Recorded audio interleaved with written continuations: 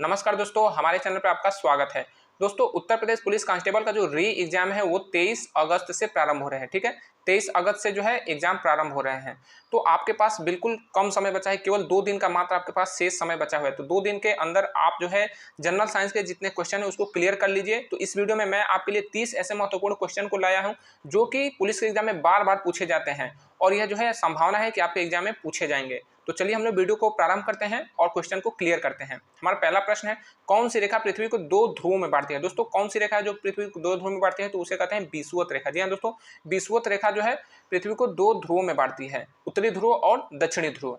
अगला आपका प्रश्न है, किस राज्य के विधायकों को सबसे ज्यादा वेतन मिलता है? तो दोस्तों, झारखंड राज्य के जो विधायक हैं वह सबसे ज्यादा वेतन पाते हैं, 2,90,000 उनका वेतन है। और सबसे कम वेतन कहाँ के हैं? तो सबसे कम वेतन जो है केरल राज्य के विधायकों का है। वो उनका सारा वेतन जोड़ के जो है 34,000, यानी कि 34,000 में उनका जितना भी भत्ता है वो भी शामिल होता है। जबकि झारखंड के विधायकों को 2,90,000 पर महीना जो है वेतन दिया जाता है, इसमें सारे इनके भत्ते शामिल हैं। दोस्तों, अगला आपका प्रश्न है कि असम की राजधानी क्या है? तो असम की राजधानी को दिसपुर है। ठीक है, असम की राजधानी बहुत से लोग गुवाहाटी जानते हैं, लेकिन ऐसा नहीं, असम की राजधानी दिसपुर है। अगला आपका प्रश्न है कि उत्तर प्रदेश में कुल कितने पुलिस जोन है? तो उत्तर प्रदेश में कुल पुलिस जोन की संख्या जो है 8 है। दोस्तों, ये आपका क्वेश्चन जो है वेरी इंपॉर्टेंट क्वेश्चन है। ठीक है, वेरी इंपॉर्टेंट क्वेश्चन है क्योंकि ये क्वेश्चन पुलिस विभाग से संबंधित है और ये क्वेश्चन जो है पुलिस के एग्जाम में बार बार पूछा जाता है कि उत्तर प्रदेश में कुल कितने पुलिस जोन है। तो 8 पुलिस जोन है और फिर 8 पुलिस जोन को जो है 18 पुलिस रेंज में बांटा गया है। तो जितने मंडल है उत्तर प्रदेश में 18 मंडल है, तो हर मंडल को जो है पुलिस जोन, पुलिस रेंज बनाया गया है उत्तर प्रदेश में। अगला आपका प्रश्न है कि इंद्रधनुष में कुल कितने कलर होते हैं? तो दोस्तों, इंद्रधनुष में कुल कलर की संख्या जो है 7 है, यानी 7 रंग होते हैं। और सबसे ऊपर जो इंद्रधनुष में रंग होता है वो लाल होता है और सबसे नीचे जो रंग होता है वो बैगनी होता है। और ये जो आप देख रहे हैं VIVGYOR, ये इसका क्रम है। ठीक है, ये इसका क्या है? ये इसका क्रम है, ये इसका क्रम है। और क्रम जो है लाल रंग सबसे ऊपर होगा, वायलेट रंग जो है सबसे नीचे होगा। दोस्तों, अगला आपका प्रश्न है कि विटामिन के की कमी से कौन सी रोग होता है? तो दोस्तों, जिनके अंदर विटामिन के का कमी होता है उनका रक्त का थक्का नहीं जमता है। रक्त का थक्का नहीं जमता है मतलब कि जब उनको कहीं चोट लग जाता है या फिर उनको कहीं सर फट जाता है, घाव जो है फूट जाता है, तो ब्लड जो है काफी ज्यादा बहने लगता है क्योंकि ब्लड का क्लॉटिंग होता नहीं है और इसलिए ब्लड उनका पतला हो जाता है और ब्लड काफी ज्यादा गिर जाता है। तो विटामिन के की कमी से रक्त का थक्का नहीं बनता है। अगला आपका प्रश्न है कि भारत भूषण किसे कहा जाता है? तो भारत भूषण जो है सम्राट चंद्रगुप्त मौर्य को कहा जाता है। ठीक है, भारत भूषण सम्राट चंद्रगुप्त मौर्य को कहा जाता है। और सम्राट चंद्रगुप्त मौर्य के जो काल था, जो गुप्त काल था, उसको जो है भारत का स्वर्ण युग कहा जाता है क्योंकि भारत उस समय सोने की चिड़िया था।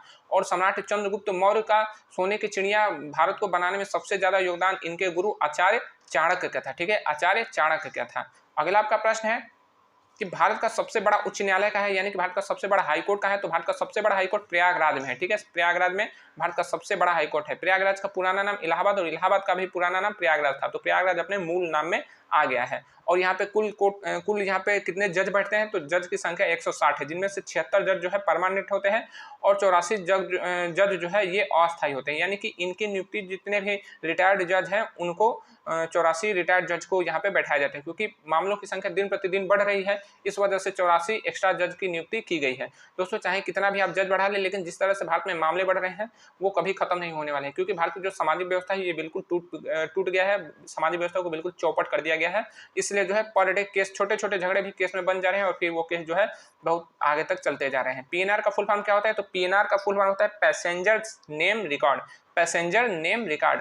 दोस्तों, जब आप रिजर्वेशन का टिकट लेते हैं, ट्रेन का जब रिजर्वेशन कराते हैं तो वहाँ पे देखेंगे PNR नंबर लिखा रहता है। PNR नंबर को ही जो है पैसेंजर नेम रिकॉर्ड कहा जाता है। वहाँ पे जो है आपको कुछ डिजिट में संख्या दी जाती है तो वो आपका PNR नंबर होता है। स्पेशली ये आपको तब मिलता है जब आप टिकट कराते हैं रेलवे का।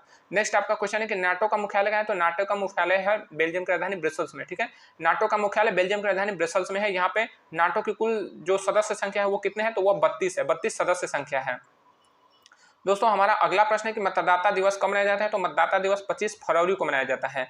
नेक्स्ट आपका क्वेश्चन है कि उत्तर प्रदेश पुलिस अकादमी का है? तो उत्तर प्रदेश पुलिस अकादमी मुरादाबाद में है। दोस्तों, ये वेरी इंपॉर्टेंट क्वेश्चन है, आप लोग इसको ठीक से याद कर लीजिएगा कि उत्तर प्रदेश पुलिस अकादमी का है। तो दोस्तों, उत्तर प्रदेश पुलिस अकादमी मुरादाबाद में है और यहीं पे DSP की ट्रेनिंग दी जाती है। जिस तरह से IPS अधिकारी की ट्रेनिंग हैदराबाद में नेशनल पुलिस एकेडमी में दी जाती है, उसी तरह से DSP की ट्रेनिंग जो है उत्तर प्रदेश पुलिस एकेडमी मुरादाबाद में दी जाती है। ग्राम पंचायत सदस्य का चुनाव कौन करता है? तो दोस्तों, ग्राम पंचायत सदस्य का चुनाव करता है जो आम जनता होती है, आम जनता के जो मतदाता होते हैं, यानी कि जो मतदाता होते हैं वो जो है ग्राम पंचायत सदस्य का चुनाव करते हैं। ग्राम पंचायत सदस्य को वार्ड मेंबर बोला जाता है और वैसे लोग जिनका मतदाता सूची में नाम होता है, जो 18 वर्ष से ऊपर लोग होते हैं, वही ग्राम पंचायत सदस्य का चुनाव करते हैं। ग्राम पंचायत सदस्य का जो चुनाव होता है वो डायरेक्टली होता है, ये प्रत्यक्ष रूप से होता है। जबकि जो बीडीसी सदस्य होते हैं इनका भी डायरेक्टली प्रत्यक्ष रूप से चुनाव होता है, लेकिन बीडीसी आपस में मिलकर एक ब्लॉक प्रमुख का चुनाव करते हैं और ब्लॉक प्रमुख का चुनाव जो होता है वो इनडायरेक्टली अप्रत्यक्ष रूप से होता है। यहाँ पे मतदाता का कोई रोल नहीं होता है। एसएसबी का फुल फॉर्म होता है, एसएसबी का आदर्श वाक्य क्या है, तो एसएसबी का फुल फॉर्म है जो है सशस्त्र सीमा बल। ठीक है, सशस्त्र सीमा बल, इनकी तैनाती जो है नेपाल और भूटान के बॉर्डर पे दी जाती है या फिर म्यांमार के बॉर्डर पे भी इनकी तैनाती दी जाती है। साथ ही साथ वहाँ पे आईटीबीपी की भी तैनाती होती है। एसएसबी का आदर्श वाक्य क्या है, सेवा सुरक्षा और भाईचारा। एसएसबी का आदर्श वाक्य है सेवा सुरक्षा और भाईचारा। नेक्स्ट आपका क्वेश्चन है कि श्री भारत के माता के क्या नाम था। दोस्तों श्री भारत नहीं, यहाँ पे होगा श्री भरत के माता के क्या नाम था। तो श्री भरत का जो माता का नाम था, माता कैकेयी है। ये रामायण का आपका क्वेश्चन है। रामायण से भी क्वेश्चन जो है पूछे जाते हैं, तो आप लोग इसको भी ठीक से याद कर लीजिएगा कि श्री भरत के माता का नाम माता कैकेयी था और ये जो है महाराज दशरथ की पत्नी थी। अगला आपका प्रश्न है कि किस रसायन से नींबू से खून निकलने लगता है। तो दोस्तों अगर आप चाकू पर मिथाइल ऑरेंज नामक रसायन लगा के और नींबू काटेंगे तो नींबू से जो सिट्रिक एसिड निकलती है, तो वो मिथाइल आयरन से जब क्रिया करेगी तो वहां से लाल रंग का द्रव निकलने लगता है। लोग कहते हैं कि ये लाल खून होता है। भाई ऐसा नहीं होता, ये बिल्कुल अंधविश्वास है, लोगों को ठगने का, मूर्ख बनाने का एक तरीका है। तो अगर आप चाकू पर मिथाइल ऑरेंज रखकर जो कि पारदर्शी होता है वो केमिकल, उसके साथ आप जो है सिट्रिक एसिड का क्रिया कराएंगे तो फिर लाल रंग का खून निकलने लगेगा, लाल रंग का द्रव्य निकलने लगेगा, लोग उसे खून कहते हैं। ये मूर्ख और अंधविश्वास फैलाने का एक तरीका है। दोस्तों हमारा नेक्स्ट क्वेश्चन है कि थल सेना का मध्य कमान कहाँ है। तो दोस्तों थल सेना का मध्य कमान का मतलब कि आर्मी का जो सेंट्रल कमांड है वो कहाँ पे है। तो आर्मी का सेंट्रल कमांड जो है लखनऊ में है, उत्तर प्रदेश की राजधानी लखनऊ में। क्वेश्चन आ जाए कि एयरफोर्स का सेंट्रल कमांड कहाँ है, तो ये भी उत्तर प्रदेश में है, प्रयागराज में। एयरफोर्स का सेंट्रल कमांड कहाँ है, तो ये प्रयागराज में है। नेक्स्ट आपका क्वेश्चन है पूर्व मध्य रेलवे ईसीआर का फुल फॉर्म, ईसीआर का हेडक्वार्टर कहाँ है।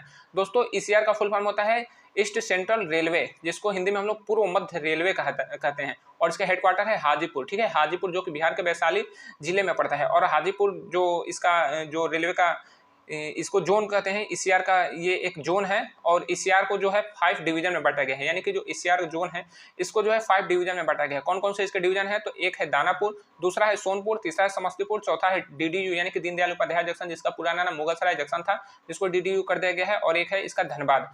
तो दानापुर, सोनपुर, समस्तीपुर, डीडीयू और धनबाद इसके 5 डिवीजन है, यानी कि ईसीआर में कुल डिवीजन की संख्या कितनी है, तो 5 है। देश का सबसे बड़ा प्रशासनिक अधिकारी कौन होता है, तो दोस्तों देश का सबसे बड़ा प्रशासनिक अधिकारी जो होता है वो कैबिनेट सचिव होता है। जबकि अगर क्वेश्चन है कि राज्य का सबसे बड़ा प्रशासनिक अधिकारी कौन होता है, तो वो होता है राज्य का मुख्य सचिव। ठीक है, तो ये भी क्वेश्चन आपके लिए वेरी इंपॉर्टेंट है, आप लोग इसको नोट कर लीजिएगा। अगला आपका क्वेश्चन है कि भारत दुर्दशा के लेखक कौन है। तो भारत दुर्दशा नामक जो कहानी है उसके ये नाटक है। ठीक है, ये नाटक है भारत दुर्दशा, इसके जो लेखक हैं वो है भारतेंदु हरिश्चंद्र जी। जी हाँ दोस्तों, भारतेंदु हरिश्चंद्र जी ने भारत दुर्दशा जब अपने समय में लिखा था, उस समय भारत की दुर्दशा थी, बिल्कुल दुर्दशा।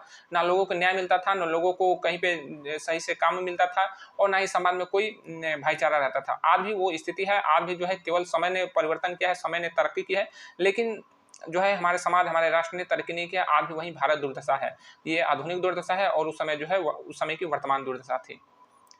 नेक्स्ट आपका क्वेश्चन है कि कितने राज्यों में द्विसदनीय व्यवस्था है। तो कितने राज्यों में द्विसदनीय व्यवस्था है, तो वो 6 राज्य हैं। ठीक है, जो 6 राज्य है वहाँ पे द्विसदनीय यानी कि वहाँ पे विधानमंडल है। तो विधानमंडल में क्या होता है कि विधानसभा भी और विधान परिषद दोनों होती हैं। तो विधानसभा और विधान परिषद दोनों कहाँ पर है, तो ये 6 राज्य हैं, उत्तर प्रदेश, बिहार, कर्नाटका और महाराष्ट्र, उसके बाद आंध्र प्रदेश और तेलंगाना है। ये 6 ऐसे राज्य हैं जहाँ पे द्विसदनीय व्यवस्था है। अगला आपका प्रश्न है कि गांव का प्रथम नागरिक कौन होता है। तो गांव का प्रथम नागरिक गांव का ग्राम प्रधान कहलाता है। ठीक है, तो जो ग्राम प्रधान होता है वो गांव का प्रथम नागरिक कहलाता है। अगला आपका प्रश्न है कि उत्तर प्रदेश पुलिस का आदर्श वाक्य क्या है। तो दोस्तों उत्तर प्रदेश पुलिस का आदर्श वाक्य है सुरक्षा आपकी संकल्प हमारा। दोस्तों ये वेरी इंपॉर्टेंट क्वेश्चन है, ये आपके एग्जाम में बार बार क्वेश्चन पूछाता है, खासकर पुलिस के एग्जाम में, कि उत्तर प्रदेश पुलिस का आदर्श वाक्य क्या है। तो सुरक्षा आपकी संकल्प हमारा उत्तर प्रदेश पुलिस का आदर्श वाक्य है। अगला आपका प्रश्न है कि शिक्षा हर बुराई को दूर करने की अचूक दवा है। दोस्तों शिक्षा हर बुराई को दूर करने की अचूक दवा, यह किसका कथन है, यह ईश्वर चंद्र विद्यासागर जी का है। जी हाँ दोस्तों, ईश्वर चंद्र विद्यासागर जी ने जो है शिक्षा के क्षेत्र में बहुत ही अच्छा योगदान दिया है, बहुत ही अच्छा सराहनीय कार्य किया है और इसका प्रभाव खासकर पश्चिम बंगाल में देखा जाता है, क्योंकि पश्चिम बंगाल में काफी ज्यादा पहले सती प्रथा थी। सती प्रथा में जो विधवा होती थी उसको अपने पति के साथ चिता पे जिंदा ही जला दिया जाता था। तो इस प्रथा को समाप्त करने में ईश्वर चंद्र विद्यासागर जी का बहुत बड़ा रोल है। तो इसीलिए शिक्षा को प्रचार प्रसार करते थे। तो दोस्तों शिक्षा के बल पे ही आप जो है हर समस्याओं का समाधान कर सकते हैं। इसीलिए आपको शिक्षित होना बहुत जरूरी है, क्योंकि अगर आप शिक्षित नहीं होंगे तो आपको जो है मूर्ख बनाया जाएगा, अंधविश्वास में फंसाया जाएगा। बाकी सब तो आप देख रहे हैं समाज में क्या हो रहा है, तो इसीलिए आप शिक्षित बनिए।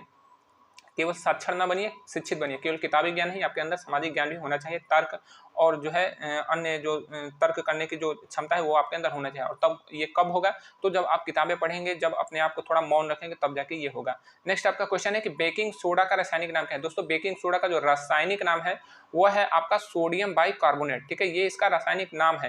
क्वेश्चन आ जाएगा कि बेकिंग सोडा का रासायनिक सूत्र बताइए, तो रासायनिक सूत्र हो जाएगा आपका NaHCO3, ये इसका रासायनिक सूत्र हो जाएगा। नेक्स्ट आपका क्वेश्चन है कि शरीर की सबसे छोटी हड्डी क्या है, तो शरीर की सबसे छोटी हड्डी स्टेपिज है, जो कि कान में है। अगला आपका प्रश्न है कि उत्तर प्रदेश पुलिस का मुख्यालय कहाँ है, तो दोस्तों वेरी इंपॉर्टेंट क्वेश्चन है कि उत्तर प्रदेश पुलिस का हेडक्वार्टर कहाँ है, तो उत्तर प्रदेश पुलिस का हेडक्वार्टर पहले प्रयागराज था, अब इसको जो है लखनऊ शिफ्ट कर दिया गया है। अगला आपका प्रश्न है कि स्टैच्यू ऑफ यूनिटी का है, तो स्टैच्यू ऑफ यूनिटी जो है गुजरात के नर्मदा जिले में बनाया गया है, ठीक है, जो गुजरात का नर्मदा नामक जिला है वहाँ पे एक कांवड़िया नामक जगह है, वहीं पे स्टैच्यू ऑफ यूनिटी बनाया गया है, और ये सरदार वल्लभ भाई पटेल की मूर्ति है। नेक्स्ट आपका क्वेश्चन है कि थल सेना का मेजर जल सेना का किस अधिकारी का समकक्ष होता है, तो जो आर्मी का जो मेजर होता है वो नेवी के लेफ्टिनेंट कमांडर के समकक्ष होता है। तो जो लेफ्टिनेंट कमांडर होता है वो आर्मी के मेजर के समकक्ष होगा, यानी कि दोनों का पद जो है वो बराबर होगा। अगला आपका प्रश्न है कि उत्तर प्रदेश दिवस कब मनाया जाता है, तो उत्तर प्रदेश दिवस जो है 24 जनवरी को मनाया जाता है। अंतिम आपका प्रश्न है कि 75 जिले भारत के किस राज्य में है। आप हमें कमेंट में जरूर बताइएगा कि 75 जिले किस राज्य में है। मिलेंगे अगले वीडियो में, तब तक के लिए जय हिंद।